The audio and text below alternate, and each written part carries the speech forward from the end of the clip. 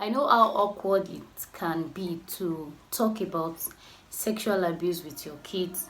Sometimes it's just not comfortable with the fact that you're the one talking to them about sex language, about porn, about homosexuality, about bestiality, about incest, and lots more as regards sexual abuse. And now I know how it can be, and sometimes you even want to tell them, and something gets in the way, and you just feel I'm going to talk to her when she's a bit older. I'm going to talk to him when he's a bit mature. Yeah, I know how it is. Like growing up, I don't even feel comfortable talking to my parents about sex. What? Welcome to Right Lovers Foundation channel, and I'm Ife Dolapo. Let's fast forward to 20 years later. You're in the kitchen or you're on the dining table having a sumptuous meal with your child, and he or she says, "Mom, Dad, I want to tell you something. 20 years ago, I was abused by a person and it happened under your roof." How will you feel? It takes months, days for you to recover from that terrible news. So in order to avoid that news in the next 5, 10, 20, even 30 years, it is better you sit with them now, talk with them about sexual abuse. I had my first experience in 1999 when we moved from Lagos to our hometown. Then I was around 6, and I can remember back I had some crazy stuff about private parts, about vagina. An older cousin was looking at my vagina and he was commenting on it.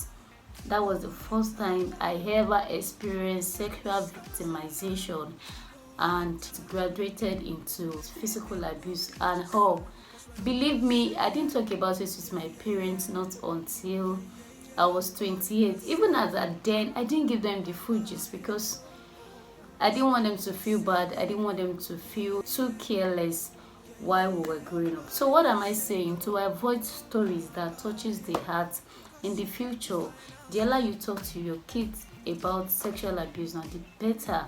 Ask them questions. How often do you ask them questions about that uncle, that older male? Do you ask them about their class teachers, that family friend staying with you? So you don't wait for it to happen to a child close to you before you address it. And I've met spiritual people in quotes, and they feel, well, the word of God is enough to guide my child. I'm praying for my child. It is very, very important. I'm a Christian and I won't dispute the place of prayer and the word in bringing up these children, but they need practical experiences. The fact that you're praying for them, the fact that you're feeding them with the word, does not mean that they are not being fed with something else outside. They want to talk to you about these things.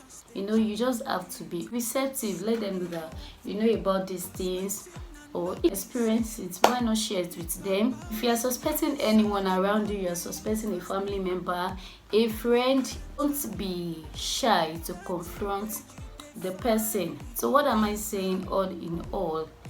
Sit your kids down, tell them about sexual abuse. How do you tell them about sexual abuse? Teach them private body parts. Tell them that their private parts belongs to them and no one should touch it. No one should hold them for too long. No one should take them to secret places where their parents can't be. Then ask them about school, who taught you. Ask them about sex language. Has anybody said this to them before? Has anyone threatened them? Assure them that they won't be punished if they open up to you. So don't feel awkward to discuss sexual abuse with your children. Don't feel uncomfortable. It is better you do it now to avoid stories that touches the heart later in the future.